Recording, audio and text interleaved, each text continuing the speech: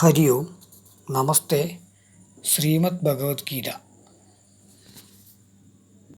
അധ്യായം 2 സാംഖ്യയോഗം ശ്ലോകം 52. യഥാ തേ മോഹകലിലം ബുദ്ധിർവ്യതിതരിഷ്യതി തഥാ ഗന്ധാസി നിർവേദം ശ്രോതവ്യസ്യ ശ്രുതസ്യ ച.